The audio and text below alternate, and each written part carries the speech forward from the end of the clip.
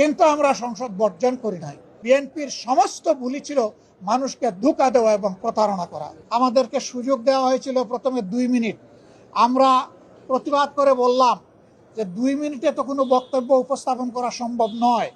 তখন স্পিকার মহোদয় প্রথম বক্তাকে 3 দফায় বাড়িয়ে 6 মিনিট দিলেন, যেটা ছিল আসলেই আমাদের উপর একটা কি বলবো, অবিচার কথাটা বলা ঠিক হয় না, তবে সুবিচার হয়নি। তারপরে আমরা দাঁড়িয়ে দেখলাম যে সংশ্লিষ্ট মন্ত্রী, তার কোনো সময়ের লিমিট নাই, দীর্ঘ সময় ধরে প্রাসঙ্গিক অপ্রাসঙ্গিক অনেক কথাই তিনি বললেন। আমরা তখন বললাম যে আমরা মাননীয় স্পিকারের কাছে আমরা সুবিচার আশা করি। একজনকে আনলিমিটেড টাইম পারমিট করা হচ্ছে, আর আরেকজনকে 2 মিনিট দেওয়া হচ্ছে।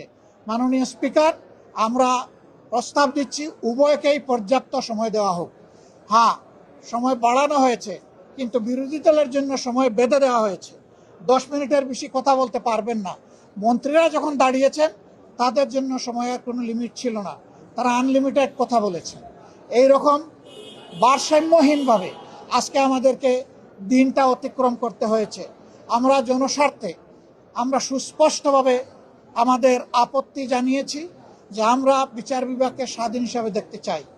এরপরে বিচারক নিয়োগের ক্ষেত্রে কথা এসেছে, তারাই যুক্তি দিতে গিয়ে প্রমাণ করেছেন যে অতীতে দলীয় বিবেচনায় যে সমস্ত বিচারপতিদেরকে নিয়োগ করা হয়েছিল তাদের হাতেই বিচারপতি খায়রুল হকের জন্ম হয়েছে, বিচারপতি মানিকের জন্ম হয়েছে, এবং শপথবদ্ধ রাজনীতিবিদ জনাব এনায়েত রহিমের জন্ম হয়েছে। তারা এটা স্বীকার করেছেন। আমরা সেই জায়গাটাই ফোকাস করেছিলাম যে বিচার বিভাগের নিয়োগ যদি নির্বাহী বিভাগের কর্তৃত্বের ভিতরে থাকে, তাহলে বিচার বিভাগে এই ধরনের দুর্ঘটনা ঘটতেই থাকবে এবং জনগণ ন্যায় বিচার থেকে বঞ্চিত হবেন। কাজেই আমরা চাই না যে এখানে নির্বাহী বিভাগের কোনো কর্তৃত্ব থাকুক। ইন্টারিম গভর্নমেন্ট যে অধ্যাদেশ জারি করেছিল সেখানে কার্যত নির্বাহী বিভাগের কোনো প্রভাব ছিল না। তারা আগেরটাই ফিরে গিয়ে তারা প্রমাণ করলেন হাসিনা খারাপ কিন্তু হাসিনার নীতি ভালো। আমরা সেম বলতে বাধ্য হয়েছি। এটা কখনো হতে পারে না। যে পদ্ধতি ফ্যাসিবাদের জন্ম দিয়েছিল সেই পদ্ধতি আবার বাংলাদেশের বিচার ব্যবস্থায় ফিরে আসুক, এটা আমরা কামনা করি না, এটা আমরা চাই না। এখানেও আমরা আমাদের তীব্র প্রতিবাদ রেকর্ড করেছি।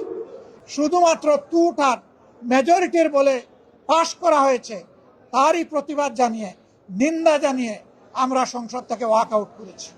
কিন্তু আমরা সংসদ বর্জন করি নাই। আমরা যাব, জনগণের হয়ে কথা বলবো, জনগণের স্বার্থের পক্ষে অবস্থান অক্ষুণ্ণ রাখবো। জনগণের স্বার্থের বিপক্ষে কিছু হলে আমাদের কণ্ঠ আবারও গর্জন করে উঠবে জনগণের অধিকারের পক্ষে ইনশাআল্লাহ তাআলা রাজিম। শেরপুর এবং বগুড়ায় 2টা নির্বাচন হয়েছে। এখানে অনেকেই বক্তব্য রাখতে গিয়ে বলেছেন 94 সালে হয়েছিল মাগুরায়, এবার হলো বগুড়ায়। শুধু নাম পরিবর্তন হয়েছে, কিন্তু স্টাইল একই ধরনের ছিল। দলীয় সরকারের অধীনে তাদের কমিটমেন্ট ছিল তারা রাষ্ট্রীয় কোনো প্রতিষ্ঠানের উপর হস্তক্ষেপ করবেন না।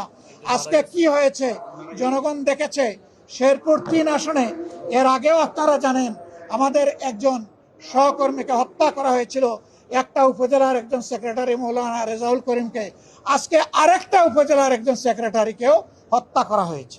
আমরা তার নিন্দা জানাই এবং এই 2 হত্যাকাণ্ডে দোষী, দুষ্কৃতিকারী, হত্যাকারী, খুনি যারা, এদেরকে বিচারে আওতায় আনার জন্য আমরা এই সংসদের স্পিকারের মাধ্যমে সাহায্য কামনা করেছি। প্রিয় দেশবাসী, এর মাধ্যমে প্রমাণ হয়ে যাচ্ছে যেই লাউ সেই কদু। এতদিন পর্যন্ত বিএনপির সমস্ত ভুলই ছিল মানুষকে ধোঁকা দেওয়া এবং প্রতারণা।